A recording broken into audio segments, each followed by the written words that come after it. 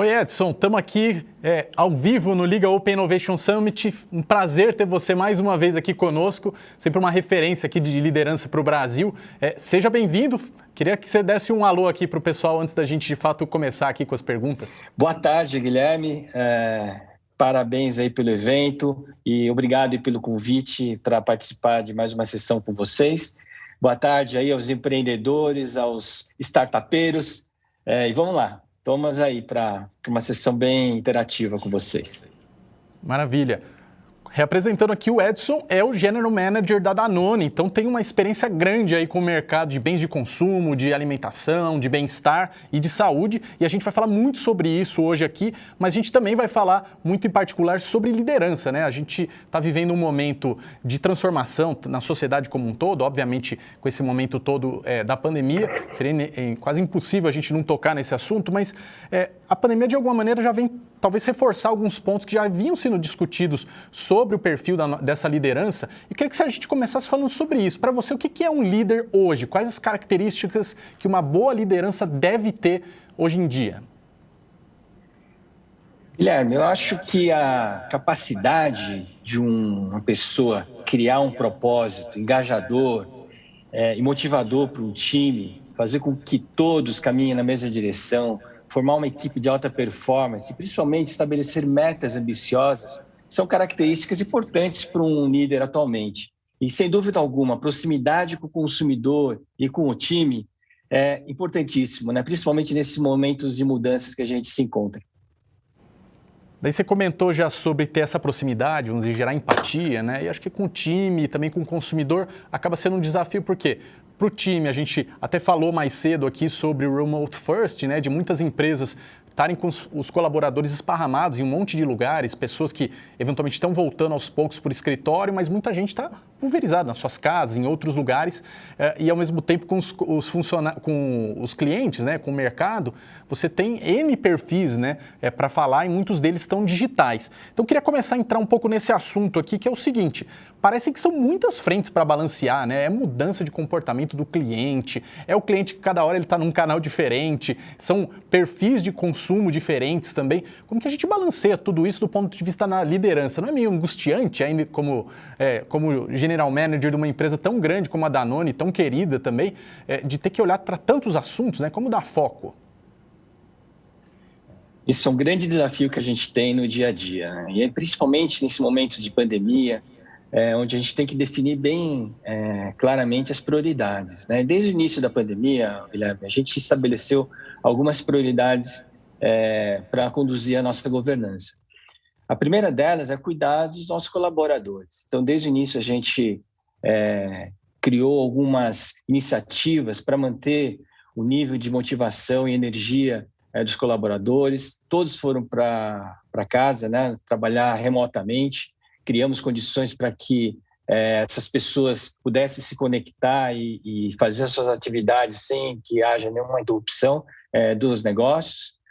A segunda prioridade foi o abastecimento. A gente tinha que assegurar o abastecimento dos nossos produtos. Você sabe que muitos deles são essenciais para a saúde das pessoas, então a gente já assegurou que isso não ia ser interrompido. Portanto, as fábricas trabalharam incessantemente, sem parar, os nossos colaboradores da ponta, né, os promotores, as pessoas que cuidam da reposição dos nossos produtos nas gôndolas também. E, finalmente, a gente também trabalhou juntamente com o time interno para que a gente pudesse manter a conexão com os nossos profissionais de saúde, né, que também estavam desconectados, né, ou estavam em trabalho remoto, e por isso a gente precisava também mantê-los atualizados. Criamos formas de atualização científica também com esses profissionais de saúde, usando metodologias aí que hoje é similar a esse aí que você está usando nesse summit. Que legal. E acho que conta um pouco para a gente desse bastidor, né? Qual que foi a tua sensação dessa adaptação do pessoal, né, para a tua realidade dentro da Danone? Foi uma coisa que te surpreendeu algum ponto ou que, de alguma maneira, foi mais natural as pessoas se acomodarem com essa, talvez, a distância do escritório, né, e o contato humano ali direto? Guilherme, sabe que uma coisa me surpreendeu muito? É a capacidade das pessoas se adaptarem, né? A gente se adaptou. Eu me lembro que quando começou a pandemia, ali em 3 dias, a gente mobilizou o escritório inteiro e enviamos computador para casa dos funcionários, para que eles tivessem as condições de manter as atividades. Em 3 dias, a gente desmobilizou o escritório. Passou um tempo, algumas pessoas vieram para o escritório, a gente liberou as cadeiras para que as pessoas viessem aqui buscar as cadeiras delas, porque muitas delas não tinham uma cadeira adequada para o trabalho. Enfim, coisas simples, né, que a gente fez para que cuidássemos, né, do bem-estar das pessoas. E, obviamente, a gente tem realizado pesquisas semestrais para medir o nível de engajamento e energia das pessoas. Então, cada vez que a gente identificava alguma questão importante, a gente implementava. Então, a gente fez aula de yoga, atividade física. Eu mesmo, né, me coloquei como um desafio de manter a atividade física. Então, todos os dias, não perdi uma manhã, fazia um HIIT, né, uma atividade de intensa, né, de física, né, por 30 minutos ali, meu coração quase saía da boca. Todos os dias eu fazia isso, eu fiz isso, sigo fazendo de uma forma bastante coordenada, ou seguindo ali a disciplina, para me manter em forma, né? Porque senão a gente ficava entregue ao computador, às lives, né? Aos trabalhos remotos, e eu acho que isso também fez muito bem para a minha mente e poder conseguir focar no que era mais importante. Muito legal ouvir essa experiência tua, né? Como uma pessoa que está numa liderança grande, aí dentro de uma companhia também muito grande, e porque de alguma maneira humaniza, né? Acho que todo mundo viveu esse tipo de desafio, né? De como conseguir disciplina para se exercitar, para se cuidar e não ficar com aquele sentimento de eu estou o tempo todo conectado, devendo alguma coisa para alguém, né? Esperando uma resposta ou tentando interagir com alguém mais. Eu queria aproveitar agora, Edson, a gente começou falando muito mais desse lado da empatia, né? Dos indivíduos, do contato mais humano. Queria um pouquinho agora para o lado desse momento de inovação. Acabam surgindo muitas tendências de perfil de consumo, né? Do que o mercado está buscando. Eu queria que você explorasse um pouco isso com a gente, de que tipo de tendência, aí, olhando o mercado da Danone, né? Saúde, bem-estar, o que vocês, o que tem te empolgado, né, nesse segmento? O que tem aparecido que você fala, cara, isso aqui realmente é algo que me move? Olha, o que a gente teve que se adaptar rapidamente é disponibilizar os nossos produtos onde os shoppers estão, né? Os nossos consumidores estão. Então, aquele go-to-market tradicional precisou ser desafiado, sem dúvida alguma. Então, a gente percebeu uma mudança clara do consumo para os hipermercados, né? Para os atacarejos, onde todos iam para o mesmo local para fazer a compra. Portanto, a gente tinha que estar lá nesse canal.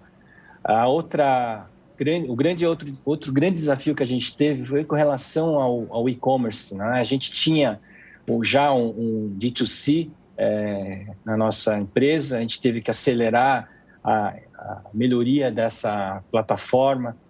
Então, hoje a gente está aí com um percentual significativo das nossas vendas por esse canal de e-commerce. Sem dúvida alguma, eu falo por mim, não comprava roupa por online. Hoje eu já faço compra online com toda a normalidade possível, né? Então, essa é uma tendência que chegou e não vai mudar. A outra é essa, né? A gente está aqui falando remotamente, você no estúdio, várias pessoas em casa, e o trabalho remoto veio para ficar. Nós, da Danone, por exemplo, já adotamos que a partir de 2022, assim que possível, nós vamos usar um sistema de 3x2, ou seja, 3 dias em casa e 2 dias aqui no escritório. A gente já vai iniciar uma remodelação, uma reforma aqui no nosso escritório, na Avenida Paulista, em São Paulo, onde a gente vai redesenhar todo o ambiente aqui para que o espírito colaborativo e participativo de coletivo, né, de criação coletiva,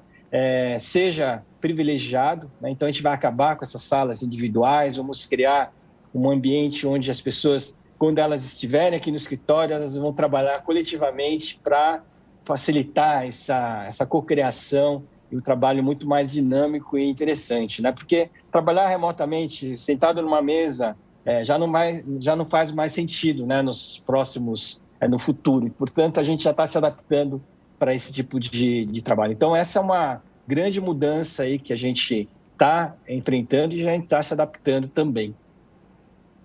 Bem legal. Acho que esse ponto, de alguma maneira, também é legal de vocês já estarem dizendo um pouco do caminho, né, que vocês vão seguir em 2022. Imagino que muitos dos executivos que estão nos acompanhando estão fazendo esse mesmo planejamento, né? Como que vai ser? É híbrido?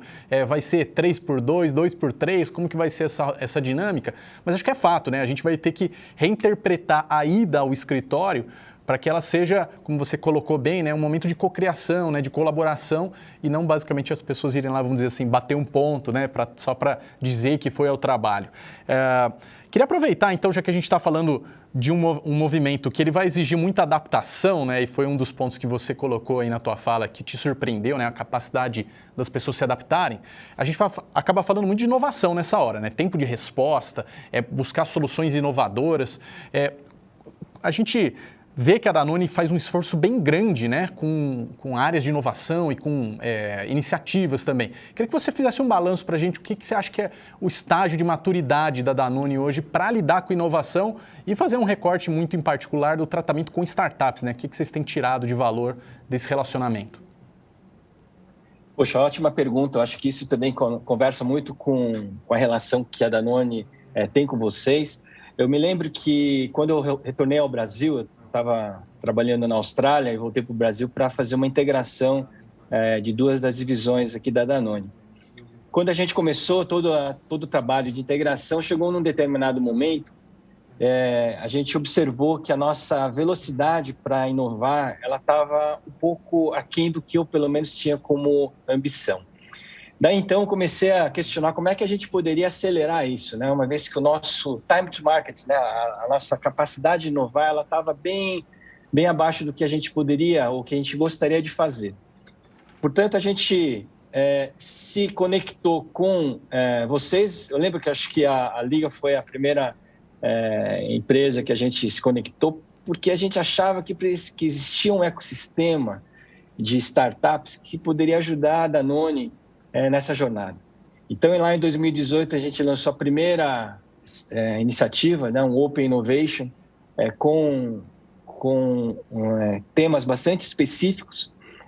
Nos conectamos com, na época, não lembro, acho que foram 30 startups, que chegamos em 15 para um dia de pitch, e foi um dia maravilhoso. Para mim foi uma experiência fantástica, me encontrar, né, cara a cara com esses empreendedores, com um monte de ideias bacanas e que atendiam de uma forma ou de outra as nossas necessidades.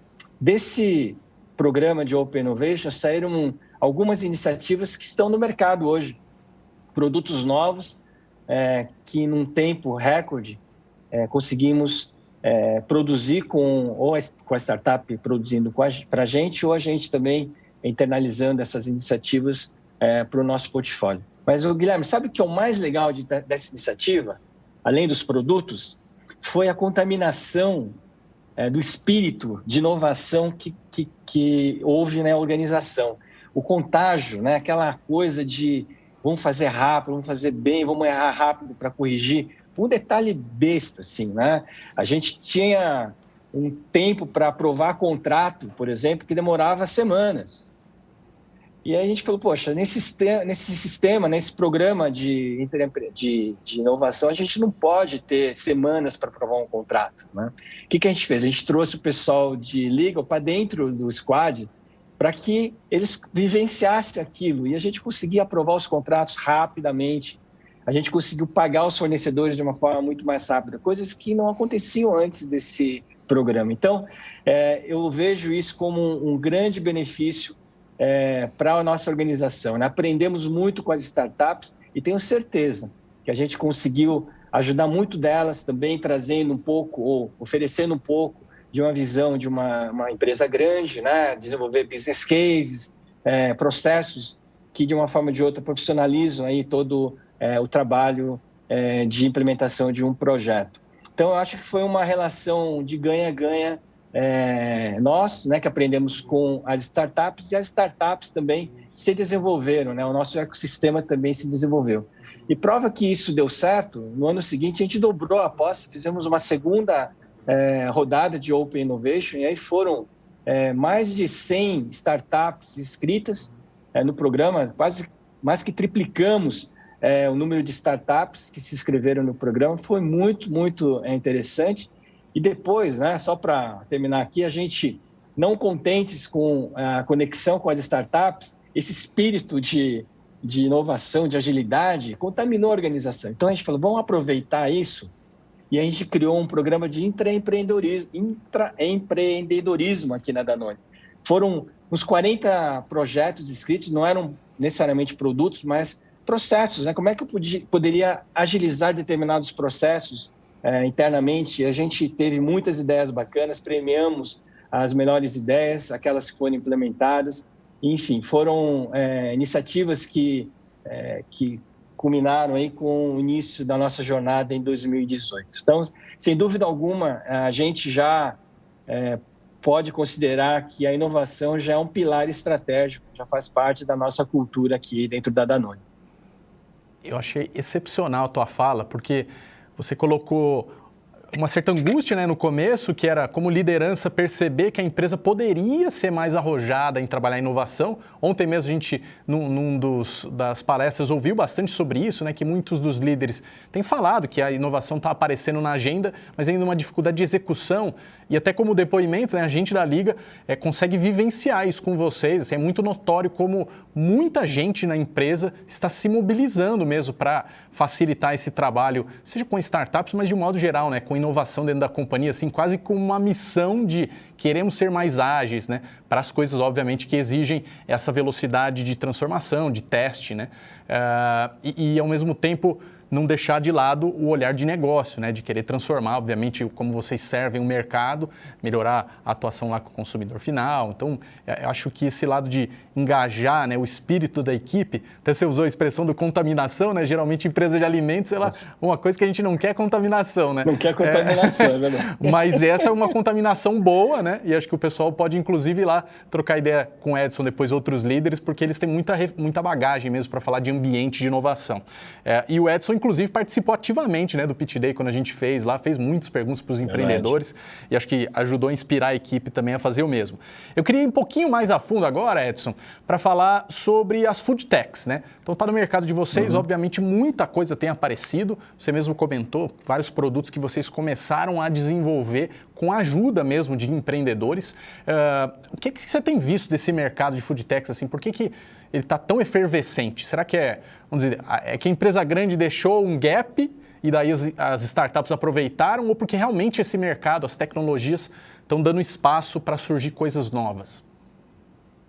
Guilherme, a gente tem que reconhecer que as startups, elas estão muito melhor conectadas com as dores das pessoas, né, dos consumidores.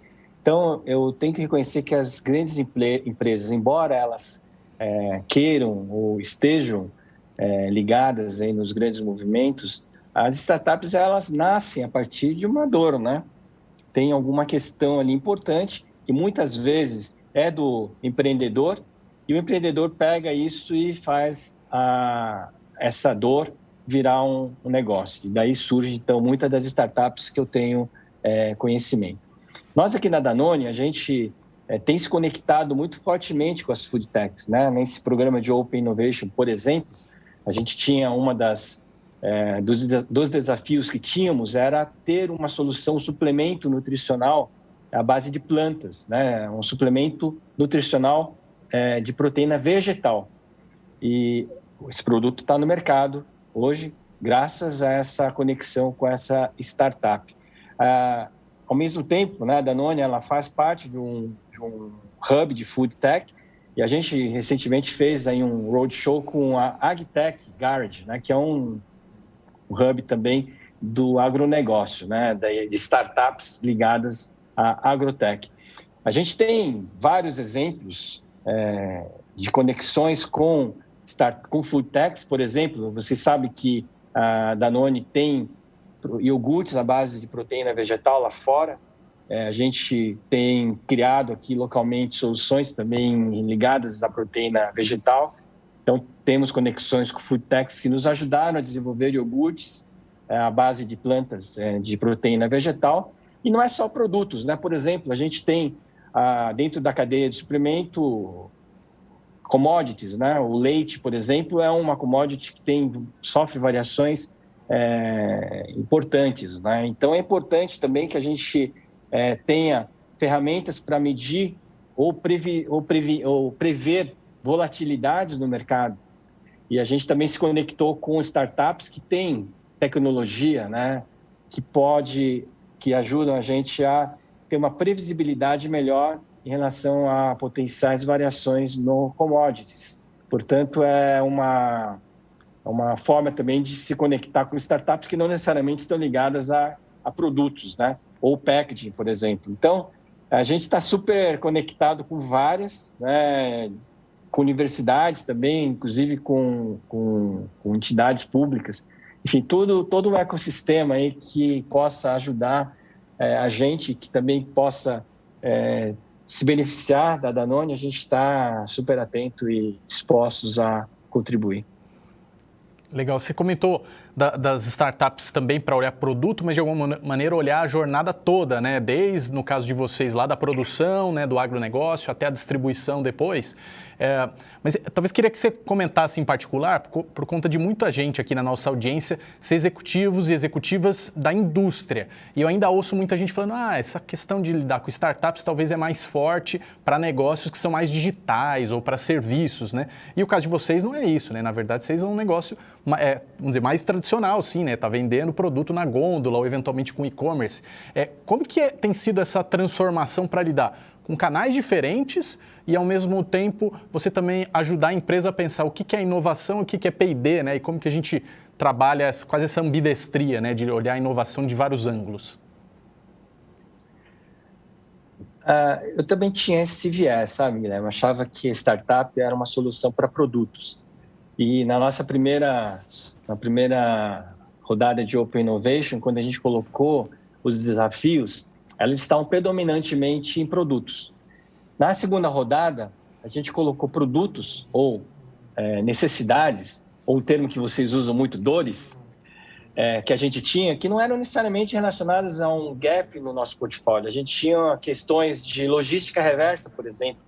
A gente queria uma solução que ajudasse a gente nessa etapa da logística. Então, a gente colocou esse desafio. Então, o que eu aprendi disso tudo é que a gente tem que se expor no sentido de, olha, eu preciso resolver um problema que eu tenho hoje na minha organização, no processo, em alguma questão do business, né, que não necessariamente esteja relacionado ao produto, joga o desafio, eu tenho certeza que tem um empreendedor com uma solução que vai ajudar você. Então, essa é a dica que eu dou e é o que eu aprendi também nessa jornada toda. Legal. Achei interessante você colocar isso. A gente também percebe que ainda no mercado, de certa maneira, tem essa resistência, mas na hora de achar os empreendedores, às vezes o pessoal fica um pouco na dúvida, né, do que eu trabalho com startups, e entendi que você está dando uma dica de, olha, provavelmente qualquer necessidade da empresa eu vou ter potencialmente um empreendedor ajudando. E a gente também ouviu ontem, Edson, pegando um gancho de algumas das falas que foram trazidas aqui durante o evento, que um detalhe importante dessa jornada é mapear exatamente essa dor, né? Esse desafio interno da corporação, mais até talvez do que achar startup. Como tem sido isso para você? Você concorda? Acha que a parte dessa transformação cultural ajuda a gente a identificar exatamente o que é o problema a ser resolvido, né? Dar o frame do problema? Isso é verdade. Tem um ditado, né, nessa jornada toda que eu peguei, é o seguinte: você tem que se apaixonar pelo problema e não pela solução. Então, tente identificar rapidamente qual o problema que você tem e não pule direto para a solução, porque a solução ela vai vir. Mas se você conseguir definir bem o problema, a solução ela virá via startup, via muitas conexões que você pode fazer, não necessariamente com uma, mas com o ecossistema. Então, apaixone-se pelo problema e não pela solução. Legal. E acho que isso aí, obviamente, envolve muito do que você falou lá atrás de transformação cultural, né? De mexer, seja com empreendedorismo, mas de um modo geral, não é? Ajudar os times a reconhecerem que às vezes a gente dentro da empresa, né, não sabe bem o que é esse problema, o coração, né, que precisa ser atacado, e os empreendedores muitas vezes trazem uma certa praticidade, vamos dizer, para a solução daquela demanda, né? Queria aproveitar agora para a gente falar, ainda no tema de intraempreendedorismo, que a gente falasse um pouco de como vocês têm trabalhado esses assuntos ligados a ESG, né? Que essa pauta acabou crescendo de maneira muito forte. A Danone é uma referência, né? Das líderes aqui no Brasil para ser reconhecida, inclusive, como B Corp. E isso acaba tocando muito essa questão de cultura, né? De engajamento das pessoas e também essa comunicação para o mercado. Dá um panorama de como que vocês estão, de fato, trabalhando esse assunto internamente, porque certamente muita gente aqui está colocando isso na agenda, mas ainda deva estar sentindo que, peraí, por onde a gente começa, exatamente o que é realidade e o que é mais distância, é mais futuro? Bom, eu tenho um maior prazer em falar sobre isso, porque é uma coisa que eu pessoalmente acredito, gosto, e eu fico muito feliz que a Danone tenha isso no seu DNA. Antes mesmo do surgimento, né, desse termo ESG, a Danone, lá na década de 70, um dos fundadores da empresa, mencionou num dos discursos lá emblemáticos da empresa que nenhuma empresa pode ser bem-sucedida se ela não conciliar o desenvolvimento econômico, ou seja, da empresa, né, a rentabilidade da empresa, se ela também não se preocupar com o social, ou seja, com o ecossistema em torno dessa empresa. Então, ela tinha essa coisa de dual project, né, que ele mencionava isso na época. Passados alguns anos, né, o filho dele assumiu a empresa e ele adotou, deu uma melhorada nesse moto aí, né? Dizia que a missão da empresa era levar saúde por meio da alimentação para o maior número de pessoas. Então, ele trouxe o componente de saúde para dentro da missão. Mais recentemente, aí, há uns 5 anos atrás, o CEO da empresa trouxe um componente importante que é de sustentabilidade do planeta. E aí, então, a gente começou a adotar um termo Danone One Planet, One Health, que basicamente diz que o planeta, né, a saúde das pessoas e do planeta estão interligados e, portanto, ela tem que caminhar juntos. Se a gente não melhorar a saúde das pessoas e do planeta de uma forma sistêmica, a gente não vai se desenvolver.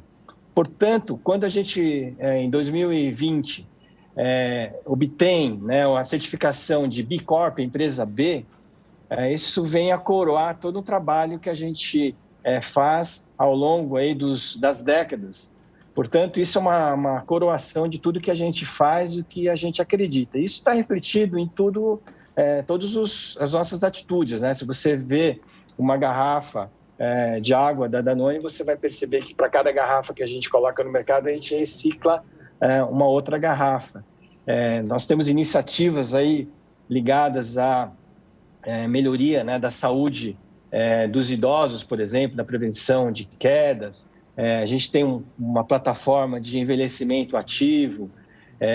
Nós apoiamos o aleitamento materno, né, através de um programa que se chama Os Primeiros 1000 Dias, que são o dia da concepção até os 2 anos de idade, é a fase onde a criança mais cresce, portanto, a gente tem um impacto nutricional importante tanto para a mãe quanto para o bebê. Enfim, a gente está muito engajado na saúde das pessoas e também na sustentabilidade do planeta. Então, essa questão do ESG é uma coisa que a gente leva muito a sério e eu fico muito feliz que mais empresas também estão se engajando nessa plataforma aí. Isso é bom para o país também, né, sem dúvida alguma. Com certeza. Queria explorar um pouquinho mais desse assunto, porque a gente ainda vê bastante gente querendo trilhar esse caminho e vocês, de alguma maneira, até com o selo de empresa B, já tem uma jornada, né, cumprida. Hoje você sente que tem algum gargalo maior para as corporações, vamos dizer, no setor de vocês, né, que está lidando com bens de consumo, com alimentação, com saúde, para trilhar essa jornada de ESG? pensando tanto do ponto de vista de sustentabilidade do meio ambiente, quanto do ponto de vista de apoio, né, para o ser humano, para as comunidades, para a sociedade como um todo? Tem alguma barreira que pesa mais nesse momento? Eu não diria barreira, acho que é uma questão de a empresa realmente ter primeiro um engajamento, né, a questão de realmente ela ter essa ambição. Não digo que é uma trilha fácil de lidar. Para obter a certificação de empresa B foram 2 anos de trabalho muito intenso para trazer evidências, né, de que a gente realmente pratica o ESG.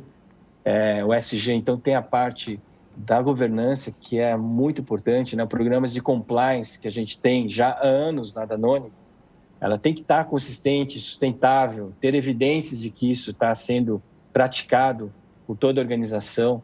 A parte de environment, né, de meio ambiente, nas nossas plantas, né, para vocês terem uma ideia, nesse ano a gente também conseguiu ter a tripla certificação na nossa planta de fórmulas infantis em Poços de Caldas. Então a gente neutralizou todos as questões de descarte, né, de material de resíduo. A gente tem a reciclagem, 100% da reciclagem. A água a gente coleta das chuvas, então toda a água que é utilizada na planta, ela vem de captação da chuva, portanto a gente não tem impacto.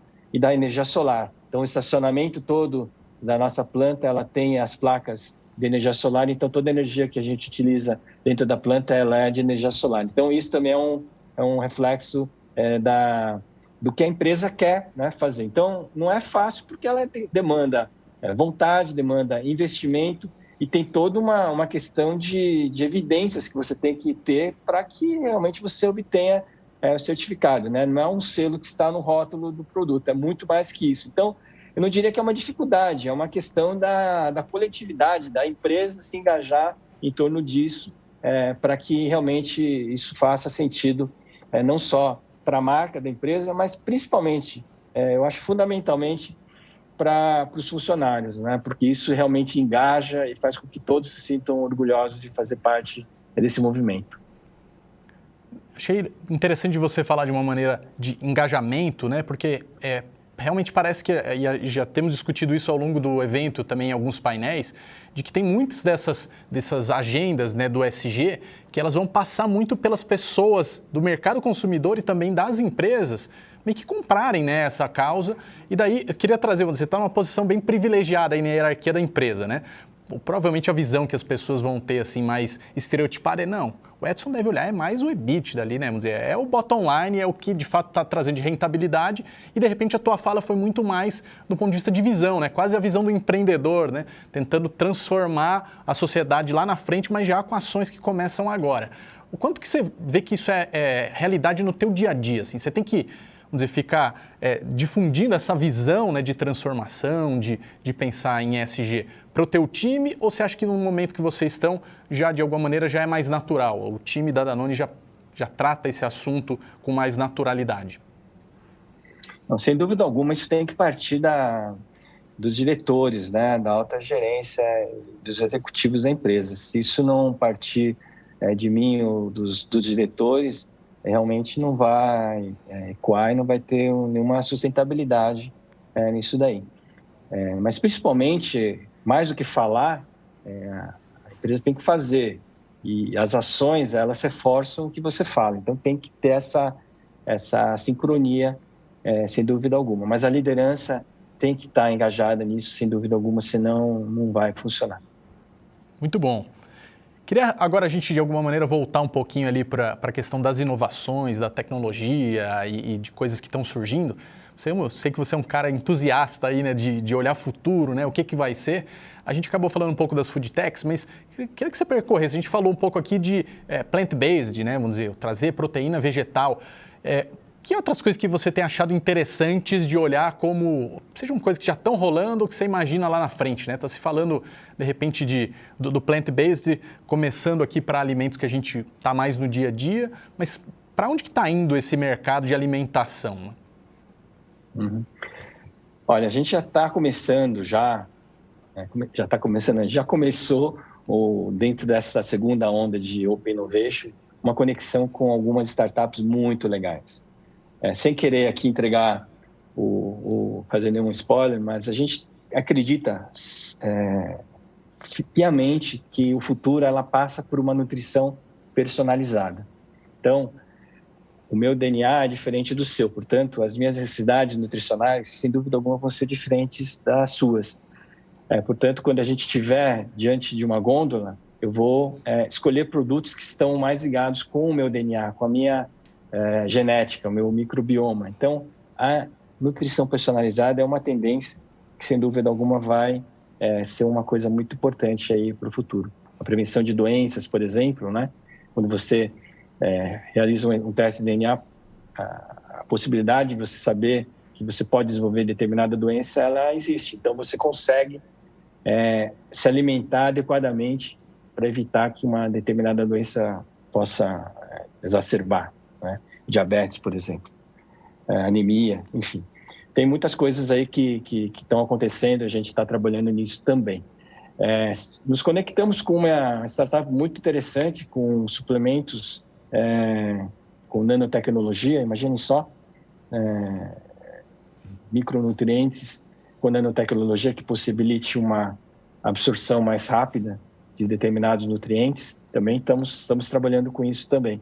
Então, sem dúvida alguma, muita coisa boa, high-tech, aquelas coisas que a gente via em filmes de ficção estão acontecendo, viu, Guilherme? Que legal. E até curioso, né? Porque esses ciclos têm sido cada vez mais rápidos, né? Parece que, de repente, a gente está falando de algo meio futurista, como você comentou, filme de ficção científica, mas, de repente, você já descobre que não, já tem alguma coisa na gôndola, né? Alguém que já está fazendo um teste ali de algum produto novo. Então, tá cada vez mais veloz esse ritmo de transformação. E achei interessante também que você colocou de pensar no alimento, né, ser mais personalizado. A gente falou isso, inclusive, em alguns dos painéis aqui ontem, de olhar mais a jornada, né, individualizada, conhecer mais o teu cliente. E acho que vai passar, não só, já que você falou da alimentação ser personalizada, não só pensar no produto em si, mas na jornada de compra, né? Porque a própria gôndola, imagino que se a gente é tão diferente, pensando aqui no DNA, né, como você estava colocando, a gente provavelmente vai pensar na experiência de compra muito distinta, né? Como que eu vou para uma gôndola se de repente você vai ter o mesmo produto para vários tipos, né, de clientes que estão ali? Isso também impacta o negócio de vocês? Vocês acabam se preocupando com isso ou de alguma maneira isso já está mais do lado de quem vai fazer o varejo, quem está atuando como canal? Isso já existe, né? Se você pensar no Omnichannel, é impossível uma loja ter todos os produtos de uma empresa, certo? Todos os SKUs.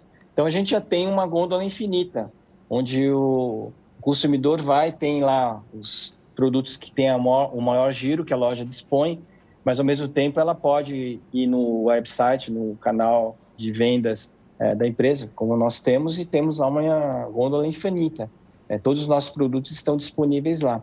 E ele pode receber em casa ou retirar numa loja perto da casa dele, um parceiro nosso. Então, isso também é possível. Naquilo que você deve ter visto já, acho que um dos primeiros países que eu lembro que uma das visitas que eu tive lá em Xangai era que você, no metrô, você já fazia o pedido do que você queria.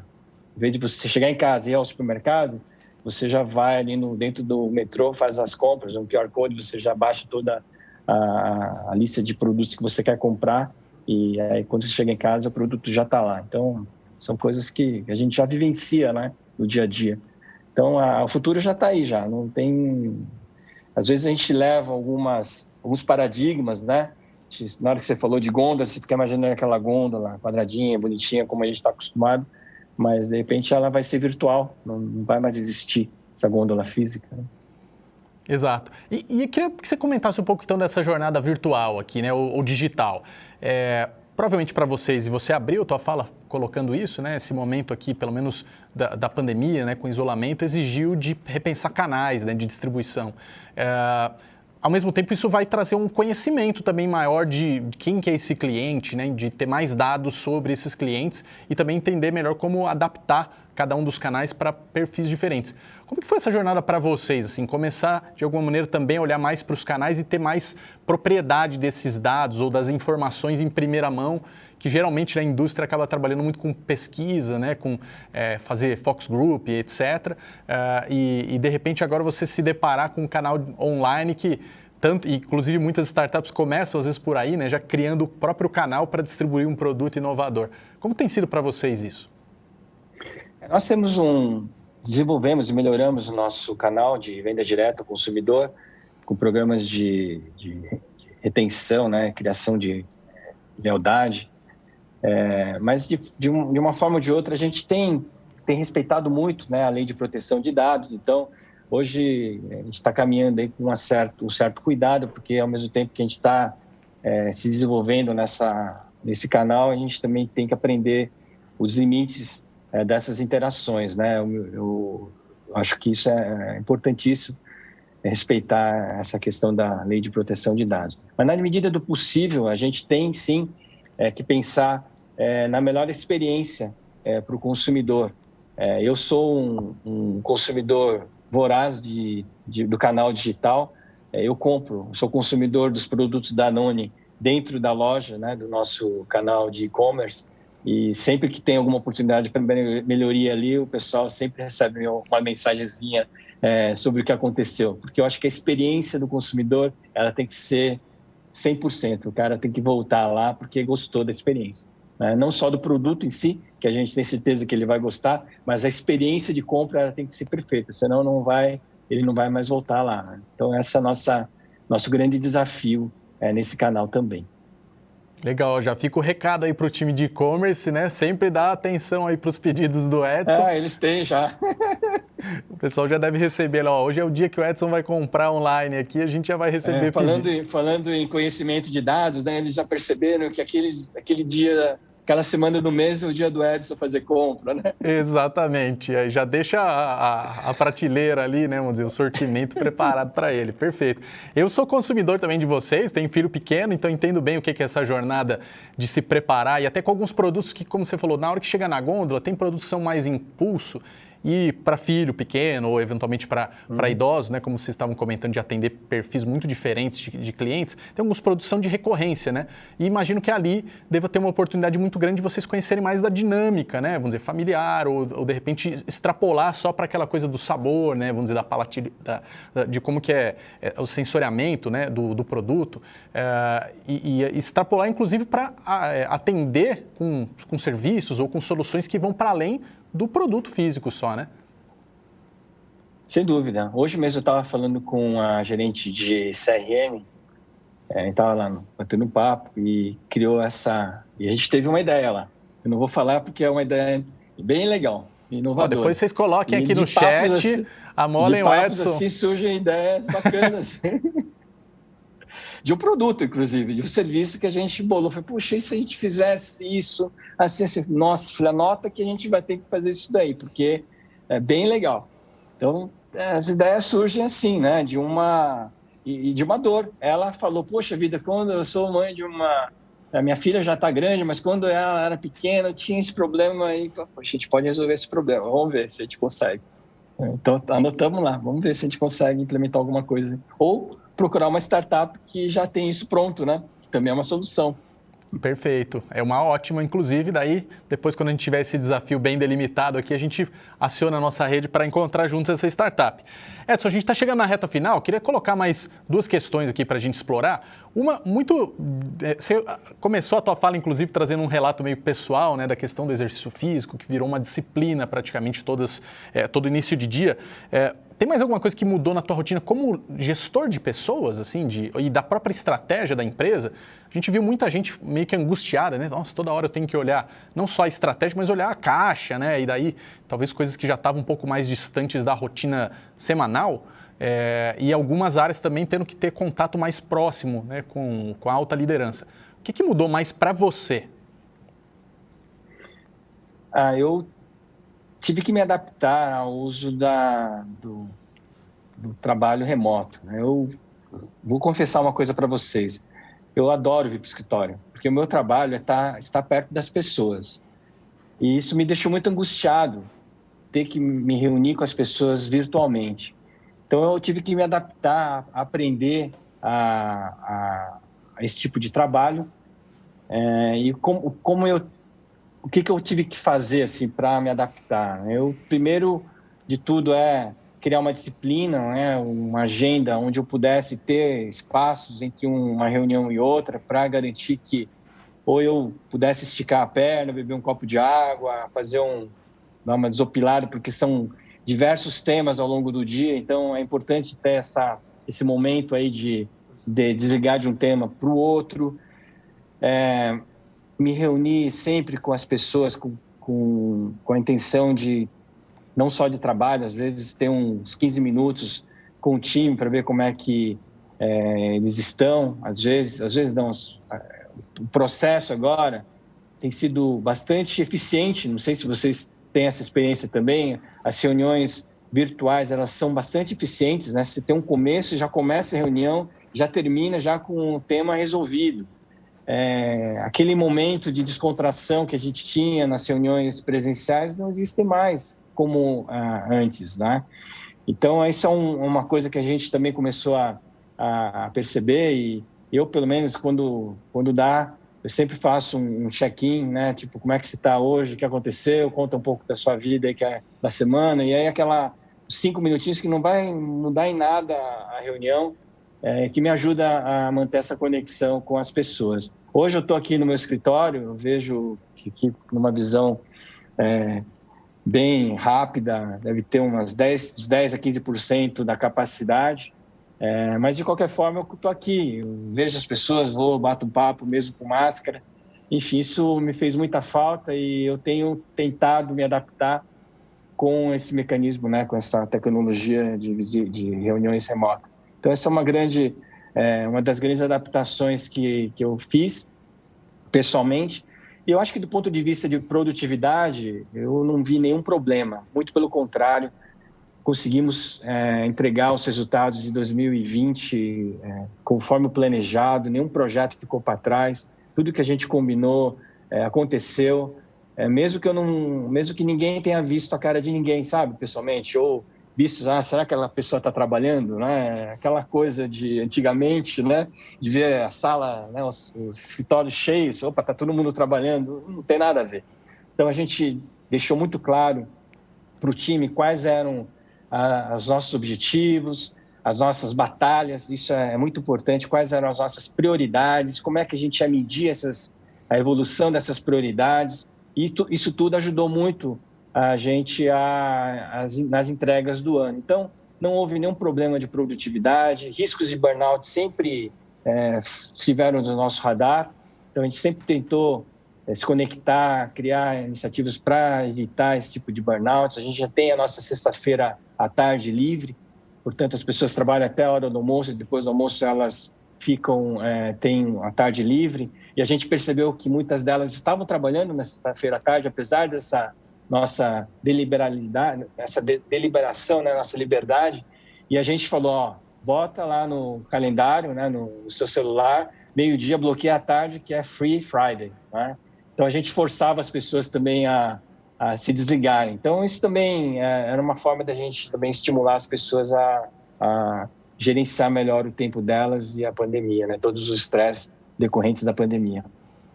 Legal, eu acho que você tocou num ponto muito importante, né, de que de alguma maneira esse ambiente da empresa acaba servindo muito para ajudar o time de colaboradores a se adaptar nessa rotina nova, né? Então, como você falou, já tinha dinâmica de sexta-feira à tarde livre, mas de repente por estar online, muita gente se sentia meio que na responsabilidade, né, de estar disponível, de resolver mais um pepino, e na verdade o que vocês tinham que fazer era, não, olha, para continuar que você continue entregando o que a empresa espera, a gente precisa zelar pelo momento, vamos dizer, de descanso, né, de desligar ali da rotina do trabalho. Não é que está o tempo todo disponível, aquela coisa antiga que você comentou de, se eu vejo a pessoa aqui que chega às 7 da manhã e sai 9 da noite, esse é o bom funcionário, né? Na verdade, isso aí mostrou que não era muito, pelo menos hoje, né? Isso não é mais a verdade. Acabou. Né? É verdade. Também achei interessante, Edson, que você comentou o fato de alguma maneira, ter que ajudar o time a ser mais pragmático, né, para essas reuniões fluírem melhor. porque obviamente você está no escritório ou vai fazer uma reunião fora, tem aquele momento de quebra-gelo, né, mais pessoal, e de alguma maneira você está online, a reunião, vamos dizer, está marcada para as 2h já entrou na pauta e eventualmente já vai mais rápido. Queria que você comentasse só um detalhe aqui sobre isso, que é, vocês sentiram que teve muita mudança, idas e vindas de prioridade ou de alguma maneira para a Danone o barco foi mais ou menos na mesma direção? Não, do jeito que você fala, parece que a coisa estava fácil, né? A gente estava navegando em mar tranquilo, muito pelo contrário. A gente tem claramente as estratégias definidas, os objetivos estão claros, as estratégias definidas e a gente tem as batalhas. Aquela batalha que a gente chama de batalhas porque tem essa coisa meio bélica, mas é no sentido de que se a gente não conseguir resolvê-las, a gente pode colocar em risco os negócios. Então, essas são 5 batalhas que a gente sempre tenta fazer de uma forma bem prática, que seja fácil de lembrar, para que todos tenham claros que essas são as nossas as coisas que não podem cair, né? Porque isso pode pôr em risco os negócios, né? E aí tem todas as outras, que cada área tem a sua. Então, o fato de definir 5 prioridades não quer dizer que a coisa esteja simples, que a gente não precisa mudar. Sim, a gente sempre tem que reavaliar cada momento que a gente vê uma mudança do aumento de uma commodity, por exemplo, a gente tem que voltar, quando os custos aumentaram, como é que a gente pode fazer, que tipo de eficiência a gente pode trazer para voltarmos para o nosso prumo, enfim, isso é uma coisa dinâmica, né? Não tem uma regra assim, falar vamos definir as 5 estratégias e vamos morrer até o fim com elas. Não, isso não existe, viu, Guilherme? Infelizmente, a gente vive num país que é bastante volátil e ela foi bastante impactada também por todo esse contexto da pandemia. Legal. E até achei interessante você colocar isso, de alguma maneira a gente já vai sendo meio que experimentado, né, no dia a dia aqui como brasileiros e brasileiras, de se adaptar, né, de se moldar muito. Aliás, junta muito com a tua fala no início, né, de que talvez uma das coisas que mais te surpreendeu durante esse período foi exatamente a capacidade de adaptação, né, das pessoas. Muito bom. Queria fechar aqui com uma última pergunta, Edson. A gente gosta de pegar esse momento final aqui e fazer uma coisa mais aberta aqui com o pessoal. Se a gente encontrasse aqui um gênio da lâmpada, ele vai te dar 2 desejos, para o resto do pessoal até agora deu um só. Mas eu queria que você fizesse os 2 pedidos aqui, um de que tipo de competência ou de tecnologia, de inovação que você traria para a Danone, que você está ansioso para começar a mexer, pode ser alguma coisa de equipe ou de mercado, e também para você, assim, como líder, que competência você fala, aqui eu queria realmente ficar expert ou continuar sendo expert no futuro. Olha, uma coisa que eu sempre tenho refletido muito ultimamente com as mudanças, né, de comportamento, seja basicamente por diversidade, mas aqui eu vou me referir principalmente à diversidade no sentido de geração. Poxa, eu acho que, para mim, se eu tiver condições de sempre estar atento, perceber e conseguir me conectar com as diferentes gerações, né, com as novas gerações que estão vindo, entender as dinâmicas, o que move essas pessoas, como atrair esses talentos, como reter esses talentos, como fazer esses talentos irem para o máximo da sua performance, ajudá-los a se desenvolver. Isso, para mim, como líder, assim, é um grande prêmio, sabe? Quando você percebe que uma pessoa está se desenvolvendo, que você está criando condições para que isso ocorra. Então, isso é uma coisa que eu tenho me preocupado bastante, vendo essa moçada chegando na organização. Falei, poxa, eu queria ver essa galera crescer, sabe? Seja aqui na Danone, seja na vida. Eu acho que é o legado que a gente pode deixar para eles. E para a Danone, a gente tem uma ambição, né? A ambição ela é muito clara. A gente quer ser reconhecida como uma empresa que está preocupada e que cuida da saúde das pessoas e do planeta. Essa é a nossa visão como empresa. Mas, principalmente, essa agora é uma ambição mais pessoal que eu tenho, que eu gostaria muito que a Danone fosse aquela empresa que todos gostariam de ter por perto. Gostaria de trabalhar junto, gostaria de trabalhar para ela, gostaria de fazer negócio para ela, gostaria de comprar produtos dela. Então, essa ideia de uma empresa querida que todos gostariam de ter por perto, para mim é uma imagem que que me agrada bastante. Aquela ideia de ter um amigo, né? Você sempre tem um amigo que você sempre quer estar por perto, né? Eu acho que essa é a ideia, porque é uma pessoa que te faz bem, que te oferece uma experiência legal, que tá conectado com você. Esse, para mim, é um ponto que eu ambiciono bastante como líder dessa organização.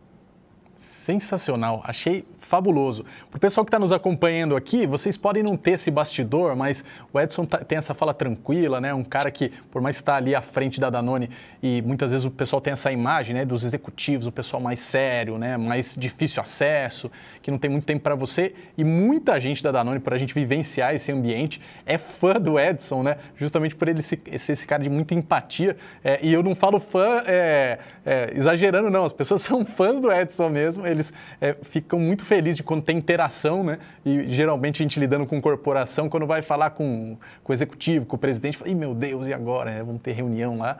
E o time dele é exatamente o contrário. Então fiquei feliz de alguma maneira você refletir isso de uma maneira autêntica, né? Que expectativa que você tem para a Danone, sua mesmo, é que a empresa continue sendo esse lugar acolhedor e que eu acho que casa muito bem até com a tua pessoa, assim, com a cultura, né? Com os valores que você tem trazido. Edson, eu quero te agradecer demais. Queria te pedir para dar umas últimas palavras aqui para a nossa audiência, pegando aqui esse contexto todo de inovação. Bom, primeiro eu queria agradecer aí a Liga Venture, a você, Guilherme, ao Rafa, pelo convite, pela oportunidade. Eu adoro estar com vocês, falando sobre um assunto que eu curto bastante. O que eu posso falar para essa audiência é que continue empreendendo. A gente precisa estar com um ecossistema bastante animado. Eu faço parte de grupos de anjos que se conecta com startups, não porque eu queira investir necessariamente como pessoa física, mas porque eu gosto de ver, de entender o que está acontecendo, e eventualmente, se eu puder investir, ajudar, até com um trabalho de mentoria, eu curto também, converso com alguns empreendedores, eu adoro estar perto, porque eu tenho que respeitar, tiro o chapéu, porque não é fácil empreender, e a partir de uma ideia, a partir de uma dor, de alguma coisa que você realmente acredita, de você sair fazendo aquilo acontecer, buscar cliente, buscar consumidor, fazer POC, fazer MVP, não é fácil, e eu tenho o maior respeito por esse tipo de empreendedor e tiro o chapéu mesmo, parabéns aí a todos, sigam empreendendo, sigam se conectando aí com as empresas, porque o fato da empresa ser grande ou pequena não importa. Todos têm alguma necessidade que vocês podem ajudar a resolver. Muito bom. Quero te agradecer imensamente e desejar mais sucesso ainda nessa fase atual da Danone. Curtam conosco aqui o evento. Obrigado, Edson.